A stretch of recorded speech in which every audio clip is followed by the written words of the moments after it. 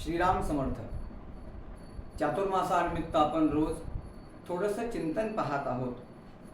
नवरात्रीचा पर्वकाळ सुरू आहे आणि आज नवरात्रामधील 5वी माळ ललिता पंचमी.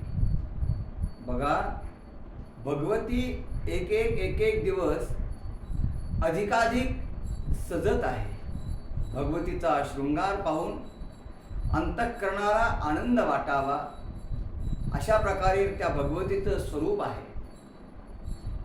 देवाचं दर्शन, भगवतीचं दर्शन घेण्याच्या पाठीमागे उद्देश इतकाच असतो, मनाला आनंद वाटला पाहिजे, हो ना? पण हे सगळं करत असताना, देवीचं दर्शन घेत असताना, घरामध्ये आपण उपासना करत असताना आपण कधी एक विचार केला आहे का की ज्या भगवतीनं आपलं स्वतःचं सिद्धत्व, कर्तृत्व आपल्या भाषेमध्ये जे प्रगट केलं आहे ते असं उगाच झालं का बरं? व्यक्तीच्या जीवनामध्ये व्यक्ती ज्यावेळेस यशस्वीतेपर्यंत पोहोचतो तो असा उगाच पोहोचत नाही बरं. त्याच्या पाठीमागे फार मोठी त्यागाची, त्याच्या पाठीमागे त्यानं केलेल्या अथक परिश्रमाची एक फार मोठी पुंजी असते. एखादा व्यक्ती ज्यावेळेस कलेक्टर होतो, डॉक्टर होतो आणि तो यशस्वी होतो त्यावेळेस आपल्यासारख्या सामान्याला असं वाटतं, बघा गाडीमध्ये काय फिरतोय, मागे पुढे काय लोक धावतात. पण हे सगळं उगाच कधी घडत नाही. त्याच्या पाठीमागे त्याच्या प्रयत्नाची पुंजी असते. या नवरात्रीच्या निमित्तानं भगवतीला आपल्याला जी प्रार्थना करायची आहे की मला यश दे, असं म्हणून नुसतं बसायचं नाही.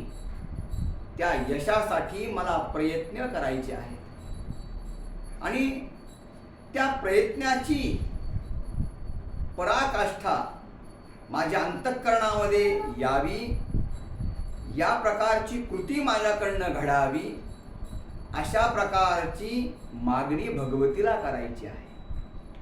एकदा काय झालं, एका तरुणानं सॉक्रेटिसला त्याच्या यशाचं कारण विचारलं की आपण इतके यशस्वी का झालात, आम्हाला कळलं का?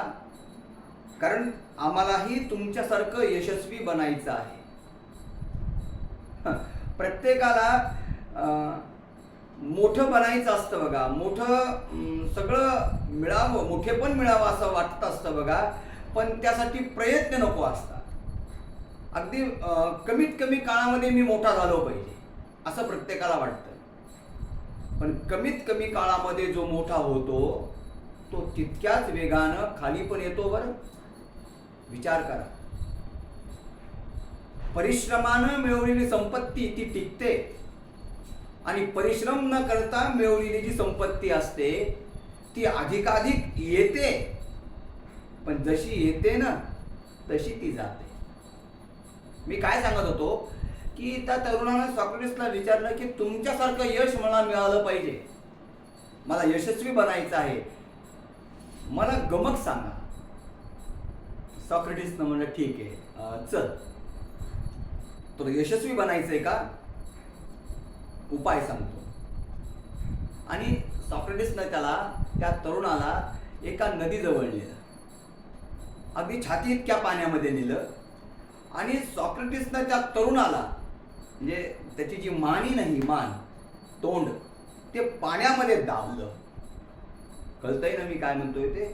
पाण्यामध्ये दाबल्यानंतर तो एकदम तीव्रतेनं बाहेर येण्याचा प्रयत्न करतोय. वरती आला की सॉक्रेटिसनं परत त्याला पाण्यामध्ये दाबावं, परत हे करावं.